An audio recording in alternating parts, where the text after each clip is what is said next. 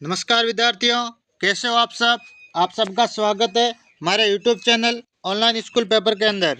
आज मैं आपके लिए लेके आया हूँ वार्षिक परीक्षा कक्षा 7 विषय विज्ञान का मॉडल पेपर, जो आपकी होने वाली वार्षिक परीक्षा के लिए मोस्ट इम्पोर्टेंट पर्सन रहेंगे।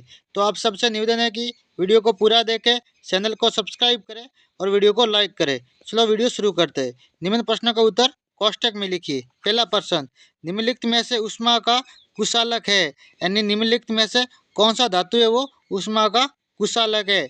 एल्यूमिनियम, तांबा, जल, आयरन। तो ऑप्शन नंबर स, जल। जल ऊष्मा का कुशालक है। अगला प्रश्न, रासायनिक परिवर्तन है, यानी निम्न में से किसमें रासायनिक परिवर्तन है। बल्ब का जलना, पंखे का चलना, जंग का लगना, बर्फ का पिघलना। तो ऑप्शन नंबर स, जंग का लगना एक रासायनिक परिवर्तन है। आगे, पादपों में श्वसन के लिए पाए जाते हैं, यानी पेड़ पौधों के अंदर श्वसन के लिए क्या पाया जाता है। कलोम, रंध्र, फेफड़े, श्वासनाल। तो ऑप्शन नंबर ब, रंध्र, यानी उसके अंदर पत्तियों के रंध्र मतलब छोटे छोटे पत्तियों के अंदर छेद पाए जाते हैं। ऑप्शन नंबर ब सही है। ये मोस्ट इंपॉर्टेंट प्रश्न है, आपको याद कर लेना है। आगे, अगला प्रश्न, पादपों में भोजन का परिवहन होता है, यानी पादपों के अंदर भोजन का परिवहन किसके द्वारा होता है। जाइलम के द्वारा, फ्लोएम के द्वारा, मूल रोमों के द्वारा, रंध्रों के द्वारा। तो ये फ्लोएम के द्वारा होता है। किन के द्वारा होता है भोजन का परिवहन, फ्लोएम के द्वारा होता है। ऑप्शन नंबर ब सही है। आगे, सहजीन ड्रमस्टिक के बीजों का परिकिरण होता है। सहजीन या ड्रमस्टिक के बीजों का परिकिरण किसमें किसके द्वारा होता है या किस में होता है। जल द्वारा, पवन द्वारा, जंतु द्वारा, फल फटने से। तो ऑप्शन नंबर ब, पवन द्वारा, यानी सहजिन या ड्रमस्टिक के बीजों का परिकिरण है वो पवन द्वारा होता है, यानी हवाओं द्वारा। आगे, रिक्त स्थानों की पूर्ति कीजिए, यानी आगे हमें खाली जगह भरनी है कोष्टक में लिखे हुए शब्दों द्वारा। अम्ल स्वाद में खट्टे होते हैं, अम्ल होते हैं वो स्वाद में खट्टे होते हैं, और सारे वो कड़वे होते हैं। ऐसे परिवर्तन जिनमें नए पदार्थ बनते हैं रासायनिक परिवर्तन कहलाता है। ऐसे पदार्थ जिसमें नए परिवर्तन या नए पदार्थ बनते हैं उसे हम रासायनिक परिवर्तन कहते हैं। ताप मापने के लिए प्रयुक्त युक्ति को थर्मामीटर कहते हैं। ताप मापने की युक्ति को थर्मामीटर कहते हैं। ये मोस्ट इंपॉर्टेंट प्रश्न है, परीक्षा में ऐसे ही प्रश्न आएंगे, तो आपको इसको याद कर लेना है। अगला प्रश्न, पीतरस वसा के पाचन में महत्वपूर्ण भूमिका निभाता है। पीतरस वसा यानी घी, घी जैसी जो तेलीय पदार्थ होते हैं उसको पाचन पचाने के अंदर महत्वपूर्ण भूमिका निभाता है। आगे, जंतु शाकाहारी हो या मांसाहारी, अंत भोजन के लिए पादपों पर ही निर्भर होते हैं। कोई भी जंतु हो वो हमेशा ही पेड़ पौधों पर निर्भर रहता है, चाहे शाकाहारी हो या मांसाहारी हो। निम्न प्रश्नों का उत्तर लिखिए। आगे जो प्रश्न दिए गए हैं उनके हमें उत्तर देने हैं। फलीदार पादपों की जड़ों में कौन सा जीवाणु सहजीवी के रूप में पाया जाता है। फलीदार जो पादप होते हैं या पौधे होते हैं उसके अंदर कौन सा जीवाणु है वो सहजीवी के रूप में पाया जाता है। उसको हम राइजोबियम कहते हैं। कौन सा कहते हैं, राइजोबियम। अवशोषण की क्रिया कहाँ संपन्न होती है। अवशोषण की क्रिया कहाँ संपन्न होती है, तो शुद्ध आंत्र के अंदर, छोटी आंत के अंदर या शुद्ध आंत्र के अंदर। जब विलयन क्षारकीय होता है तो फिनोल फिनोल फ्ले फतेलिन फिनोल फतेलिन डालने पर कैसा रंग आता है। यानी जब विलयन क्षारीय होता है तो फिनोल फतेलिन को डालने पर उसका रंग कैसा आता है, तो गुलाबी आता है। कैसा आता है, गुलाबी।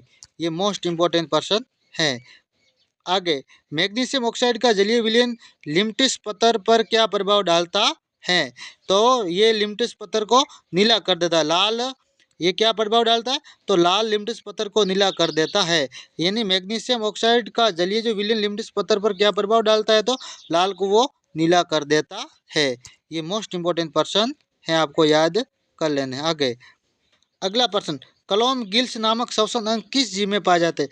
कलोम या गिल्स नामक श्वसन अंग है वो किस में पाया जाता है, तो मछलियों के अंदर, जिसको हम गलफड़े भी कहते हैं मारो अपनी भाषा के अंदर। विभंग का क्या लाभ है, विभंग का क्या लाभ है। ये थर्मामीटर में पारे के तल को अपने ऊपर अपने आप नीचे गिरने से रोकता है। यानी जो विभंग का क्या लाभ है, तो ये थर्मामीटर में पारे के जो तल को अपने आप नीचे गिरने से रोकता है। यानी जो थर्मामीटर के अंदर छोटा सा पारा होता है ना, उसको नीचे गिरने से, अपने आप नीचे गिरने से वो रोकता है। आगे, पादप अपना भोजन किस प्रकार बनाते हैं? पेड़ पौधे अपना भोजन है वो किस प्रकार बनाते हैं? तो पादप सूर्य के प्रकाश एवं क्लोरोफिल की उपस्थिति में भूमि से प्राप्त जल एवं खनिज तथा वायुमंडल से प्राप्त कार्बन डाइऑक्साइड की सहायता से अपना भोजन बनाते हैं। भोजन निर्माण का कार्य मुख्यतः पादपों की हरी पत्तियों में होता है। कहाँ होता है? पादपों की हरी पत्तियों के अंदर होता है। ये मोस्ट इंपोर्टेंट प्रश्न है, परीक्षा में ऐसे ही प्रश्न आते हैं।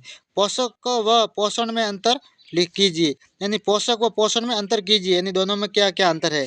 तो भोजन के घटक जैसे कि कार्बोहाइड्रेट, प्रोटीन, वसा, विटामिन एवं खनिज पोषक कहलाते हैं। यानी पोषक किसे कहते हैं? तो पोषक के अंदर तो तत्व आते हैं जैसे कि कार्बोहाइड्रेट, प्रोटीन, वसा, विटामिन और खनिज, ये पोषक है। जबकि जीवों द्वारा पोषकों को ग्रहण करने की जो विधि होती है उसे हम पोषण कहते हैं। यानी भोजन को ग्रहण करने की जो विधि है उसे हम पोषण कहते हैं, और पोषक जो भोजन के लिए संबंधित जो सामग्री होती है उसे हम पोषण कहते हैं। ठीक है, आगे अगला प्रश्न, वमन के समय भोजन विपरीत दिशा में किस प्रकार जाता है? वमन मतलब उल्टी, उल्टी के समय भोजन है वो विपरीत दिशा में क्यों आता है? तो वमन के समय भोजन विपरीत दिशा में आमाशय में होने वाली क्रमांकुशन गति के कारण जाता है। पित्त कहाँ निर्मित होता है? ये भोजन के किस घटक के पाचक में सहायता करता है या पाचन में सहायता करता है? पित्त यकृत में निर्मित होता है तथा एक थैली पित्ताशय में संग्रहित होता रहता है। पित्त रस वसा के पाचन में सहायता करता है। अगला प्रश्न, उष्मा चालक तथा उष्मा रोधी प्रत्यय के दो उदाहरण दीजिए। तो उष्मा चालक आयरन, लोहा या तांबा है या कॉपर है। ठीक है, उष्मा रोधी प्लास्टिक और लकड़ी है। जिसके अंदर उष्मा आती है वो तो लोहा या आयरन और कॉपर या तांबा। ठीक है, और जिसके अंदर उष्मा नहीं आती वो प्लास्टिक या लकड़ी है। ठीक है, ये मोस्ट इंपोर्टेंट प्रश्न है, आपको याद कर लेने हैं। अगला प्रश्न, सर्दियों सर्दियों में ऊनी वस्त्र हमें उष्ण कैसे बनाए रखते हैं, समझाइए। तो ऊन उष्मारोधी होती है, इसके अतिरिक्त ऊन के रेशों के बीच में वायु फंसी या ट्रैप रहती है। ये वायु हमारे शरीर की ऊष्मा को ठंडे परिवेश की ओर विकृत होने से रोकती है। इस कारण सर्दियों में ऊनी वस्त्र हमें उष्ण बनाए रखते हैं। आगे, डॉक्टरी थर्मामीटर का प्रेशर 35 डिग्री से 42 डिग्री सेल्सियस तक ही क्यों होता है? तो डॉक्टरी थर्मामीटर केवल मानव शरीर का ताप मापने के लिए ही डिजाइन किया गया है। मानव शरीर का तापमान सामान्य 35 डिग्री से कम तथा 42 डिग्री से अधिक नहीं होता। यही कारण है कि थर्मामीटर का प्रेशर वो 35 डिग्री सेल्सियस से 42 डिग्री तक ही होता है, इन दोनों के बीच में होता है, इससे ज़्यादा नहीं होता। अगला प्रश्न, अम्लों और क्षारकों के बीच अंतर बताइए, यानी अम्ल और क्षारक के बीच हमें अंतर बताने। तो क्षारक ऐसे पदार्थ जो स्वाद में कड़वे होते हैं और स्पर्श करने पर साबुन जैसे लगते हैं, क्षारक कहलाता है। ये मोस्ट इंपोर्टेंट प्रश्न है, आपको याद कर लेना है। अगला प्रश्न, आगे आगे दिया हुआ क्षारक लाल लिम्टिस को नीला कर देते हैं। क्षारक होते हैं वो लाल लिम्टिस को क्या कर देता है? नीला कर देता है। और अम्ल ऐसे पदार्थ जो स्वाद में खट्टे होते हैं और अम्ल कहलाते हैं, और ये नीले को लाल कर देता है। क्षारक होते हैं वो लाल को नीला और अम्ल होते हैं वो नीले को लाल कर देते हैं। ये इसके अंदर है।